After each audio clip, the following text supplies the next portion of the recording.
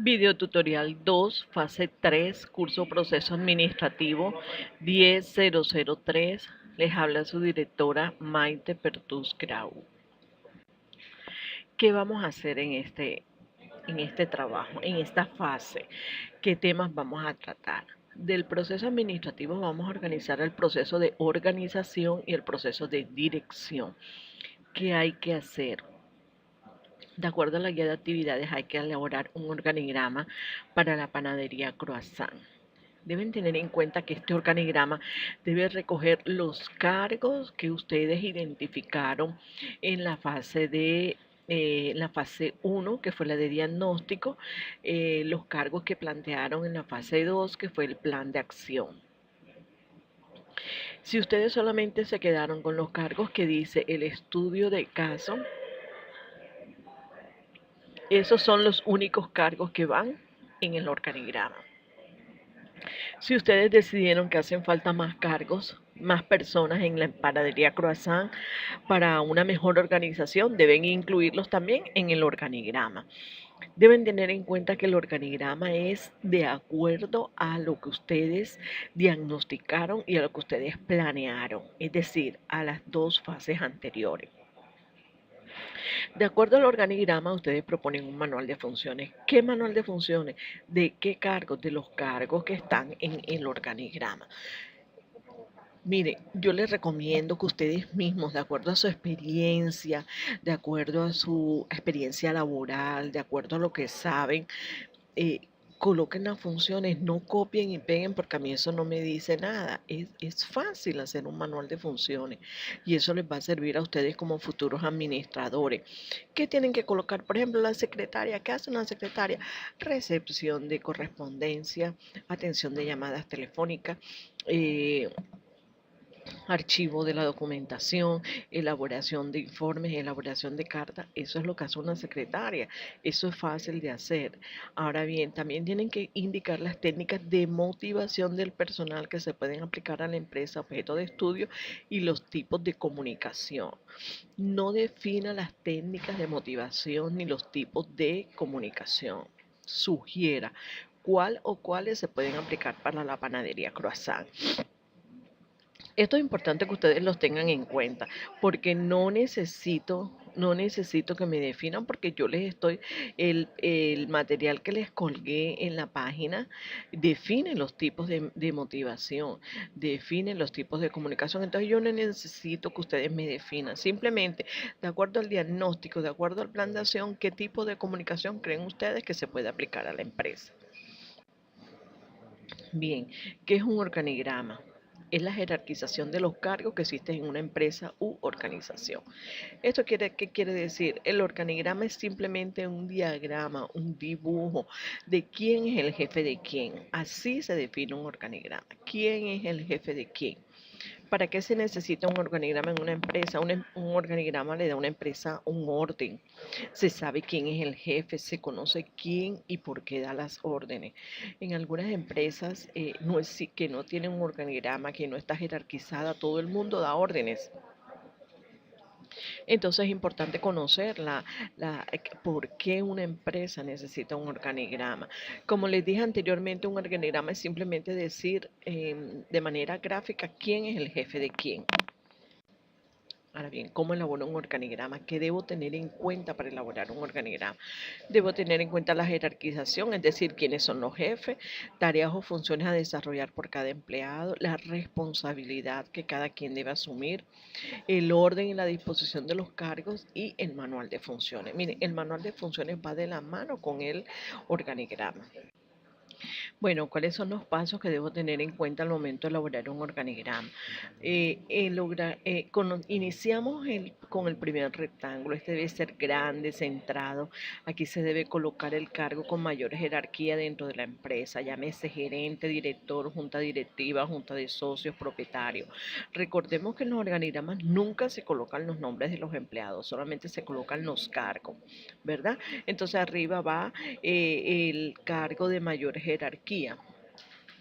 Luego sacamos una línea vertical y de ahí se desprenden otros rectángulos de acuerdo al número de empleados. Cuantos número de empleados tenga, cuántos rectángulos deba tener. hay que tener en cuenta que si tenemos, por ejemplo, en el caso que nos compete 3 panaderos, no vamos a colocar un rectángulo por cada panadero, sino panaderos. Y ahí van los 3 panaderos. Hay todos, si hay 5, 10, 8, 10 pasteleros, van ahí. Si van 3, 4, 5 panaderos, van ahí. Si hay 2 secretarias, simplemente se coloca secretaria. Son los cargos, ¿verdad? El tipo de cargos. Entonces, se necesita, de acuerdo al número de empleados, se necesitan los rectángulos que tenga la empresa, los cuales pueden ser más pequeños. Entonces, arriba tenemos el gerente propietario y luego le salen tres rectángulos más. Esto es especialmente en las empresas industriales, donde está jefe de producción, donde está jefe de talento humano, jefe de servicios generales, de ahí le sale a la jefe de producción le salen los operarios, le sale el despachador. Entonces todo eso deben tenerlo en cuenta. Uno, dos, no solamente en las empresas industriales, también en las empresas comerciales también se debe tener, también se puede tener estos cargos. Ya no sería jefe de producción, sino jefe de marketing o vendedores o jefe de vendedor, ¿verdad? De acuerdo al cargo. Bien, tipos de organigrama. Los tipos de organigrama tenemos los horizontales, las unidades son desplegadas de izquierda a derecha colocando al titular en el extremo izquierdo. Las relaciones entre las unidades se representan mediante líneas horizontales y las jerarquías se ordenan en columnas. Ustedes lo están viendo aquí, el primer rectángulo es el del director o el del gerente, luego siguen los otros, ¿verdad? Y de ahí los cargos que se van dependiendo. Mire, recordemos que el organigrama es la representación gráfica de quién manda quién. Aquí les coloqué para recordar porque esto lo tienen incluido en la web conference pasada, entonces para que ustedes lo tengan en cuenta, tenemos los verticales, era el ejemplo que les hacía ahorita, las unidades se despliegan de arriba hacia abajo y el titular se ubica en el extremo superior y las jerarquías se despliegan de manera escalonada. Mixto, una combinación de los dos anteriores, por lo que permite tener un mayor despliegue. Aquí lo tienen, arriba el gerente, luego siguen ahí, luego va horizontal, ¿sí? ¿Qué es, cómo se hace y para qué se hace un manual de funciones? Las empresas, el manual de funciones porque las empresas deben tener un orden, saber qué hacen sus empleados, jerarquizarlos y conocer cada una de sus funciones. En el manual de funciones se hace una descripción detallada del objetivo del cargo, de las actividades, sus tiempos de ejecución y cómo se debe desarrollar. Para el tema que nos competen debemos decir, por ejemplo, el panadero, debemos decir la esposa le debemos colocar un cargo a la esposa del señor Reinaldo, señor Reinaldo.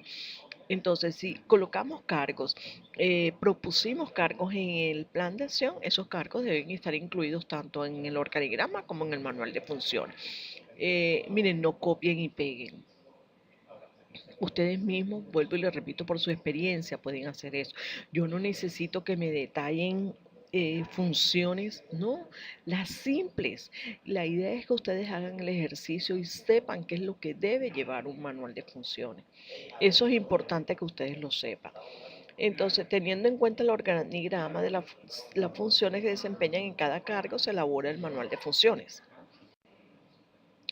Bien, tipos de comunicación empresarial. Tenemos la comunicación informal, tenemos la comunicación formal, tenemos la comunicación ascendente, la comunicación descendente, la horizontal y no verbal. ¿Por qué no ¿por qué no se las conceptúo aquí? ¿Por qué no les coloco la definición? Porque ya eso lo tienen tanto en la web conferencia pasada como en el material que está en el entorno de conocimiento. ¿Cuál es la comunicación informal? La que son entre pares. Por ejemplo, entre los panaderos, esa es una comunicación informal. Que un panadero le diga al otro, mira, voy a echarle un poquito más de mantequilla o eso es una comunicación informal. ¿Cuál es la comunicación formal? La que se da a través de una carta, a través de un memorando. La comunicación ascendente es la que es del empleado a su jefe y descendente la que es del jefe al empleado. La horizontal es también la que está entre pares y también se hace de manera escrita. Y la no verbal, que es la que todos conocemos, que es la de los gestos. Yo no necesito que me definan este tipo de comunicación de acuerdo a la situación, de acuerdo al diagnóstico que hicieron, de acuerdo al plan de acción que ustedes hicieron. Ustedes deben sugerir qué tipo de comunicación creen ustedes que le queda bien a esta empresa. Ahora recuerden que una comunicación formal también puede ser una comunicación ascendente o descendente. Una comunicación formal también puede ser horizontal, ¿sí? Porque son escritas. Puede ser que los panaderos quieran comunicarle algo al señor Reinaldo o que en su defecto el señor Reinaldo quiera colocarle algo a los panaderos, ¿verdad? Entonces todo eso se puede dar. Ahora bien, las técnicas de motivación, tenemos varias técnicas de motivación. Yo no necesito que me definan las técnicas de motivación, yo se las definí en la web conference pasada. Yo necesito que de acuerdo al diagnóstico que ustedes hicieron, de acuerdo al plan de acción, de acuerdo a la situación, al momento que está viviendo la panadería Croissant, ustedes me digan qué tipos de motivación necesita esa empresa. Con autonomía, o sea, que los panaderos puedan tener autonomía, puedan tomar decisiones, incentivos económicos, incentivos en especie, unos reconocimientos, mostrar interés en sus empleados, oportunidad de autorrealización o fomentar relaciones interpersonales. Es importante que ustedes definan cuántas técnicas de motivación crean ustedes que se puede colocar para el caso objeto de estudio, pueden hacerlo. No importa que si ustedes creen que las 7 se pueden colocar, no importa. Deben tener en cuenta si cómo se debe hacer, o sea, no es colocar por colocar, también deben tener en cuenta lo que van a proponer. Bueno, muchas gracias.